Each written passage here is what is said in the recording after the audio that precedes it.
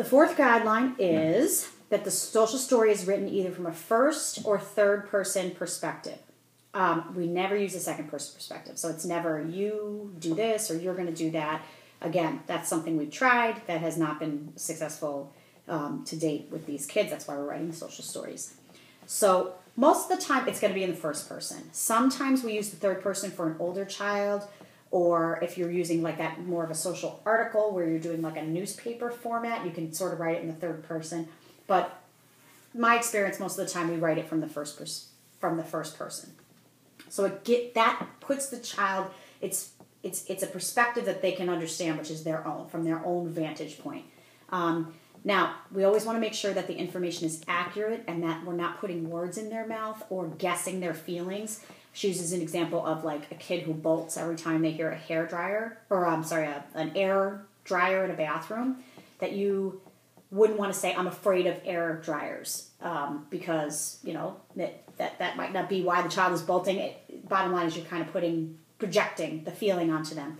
So instead you're going to say, many people use air dryers to dry their hands. They press the button and rub their hands together. The dryer turns off by itself. It's very noisy. It turns on suddenly and stops suddenly. Just giving information so that the child has what they need to know and is prepared to go in there and face the air dryer. I can use another thing to dry my hand. You can say that. I can use a paper towel to dry my hands, or I can wait till I get back to the table and use a napkin, or I can carry a towel with me to dry my hands. There's some kind of... So in other words, instead of putting a word in the mouth, you're giving like a strategy, which we'll get to that in a second of what kind of sentences we use. All right, so that is guideline number 4. Guideline number 5 is a social story uses positive language. So we want to make sure that we are describing what the child will do as opposed to what we don't want the child to do. You pretty much have to always avoid the words not and no and figure out a way to write it in the positive. So instead of I will try not to yell in the library, you will say I will talk quietly in the library. I will try to talk quietly in the library. You want to avoid sentences like I have difficulty listening to the teacher, or when I'm angry I hit, because describing those behaviors, the child already knows that they do that. And so instead you want to give information about things that the child will try to do what the child will try to do as a substitute for the behavior that you're trying to extinguish. If you do have to reference a negative behavior, you always want to put it in the third person and make it real general. So you can, we have a lot of friends that have difficulty coping with mistakes that they make, or mistakes that other kids in the class make, or mistakes that, God forbid, parents make, or therapists. So you can use a sentence like, sometimes children make mistakes, this is okay. Keeping the information positive in general helps to, we're making sure we're maintaining the child's self-esteem as we use this as, again, the goal is to reassure the child and to provide the support that the child needs to be successful. So we're always really trying to develop this base of support. So we keep that in mind as we choose our language. All right, the 6th guideline is a social story always contains descriptive sentences at a greater rate, 2-to-1 rate or ratio to directive sentences. And we're going to get into great detail on this. So some of the descriptive sentence types would be a descriptive sentence that just objectively describes, a perspective sentence that would give the perspective of usually not the child's perspective, because that would kind of be putting words in the child's mouth, but more of the other people involved, their perspective.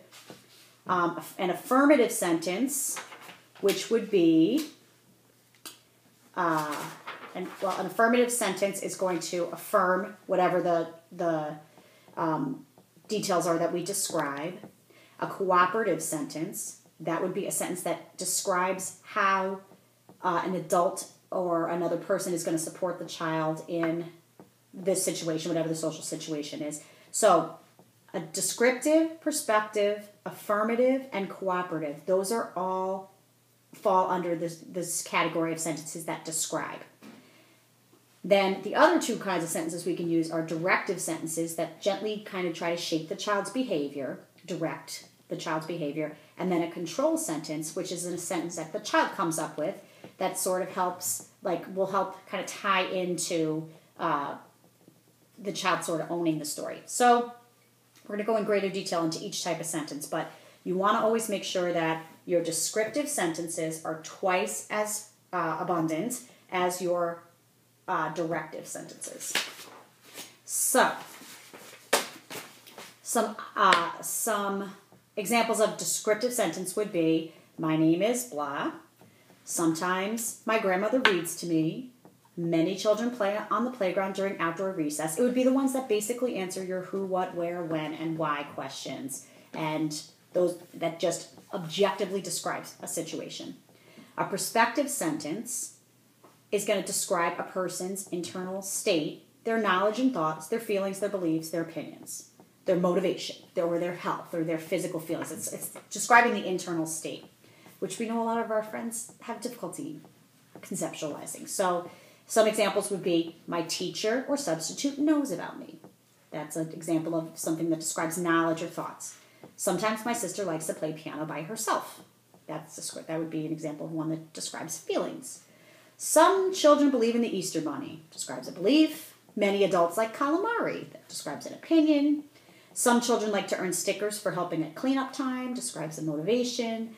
And sometimes people feel sick. Describes a physical condition or health. So these are just examples of a perspective sentence. A cooperative sentence, like I said, it identifies how a parent or another caregiver or a teacher is going to support the child. So my mom, dad, and teachers help me as I learn to use the toilet is an example. People who can help me get my boots on are the teacher or my mom and such. Okay, the next type of sentence is the affirmative sentence. So that enhances the meaning of surrounding statements and often expresses a commonly shared value or opinion within a given culture, is how it's described. So it's this would not be an individual opinion. This is something that would be like a commonly accepted opinion. So, for example, if the descriptive sentence is, most people eat dinner before dessert, the affirmative sentence would be, this is a good idea, because it stresses the important point. The directive sentence is, I will try to keep my seatbelt fastened. The affirmative sentence would be, this is very important. Description of one child slides down the water slide at a time. Affirmative would be, this is a safe thing to do. So you get the basic idea of that. A directive sentence is going to gently guide the behavior of the child by suggesting a response, or even better, a choice of responses for the situation or the concept. Many social stories do not even have directive sentences. If you're talking about a child going in for surgery, for example, and Dave gives a good example of that. Oops, this is too long.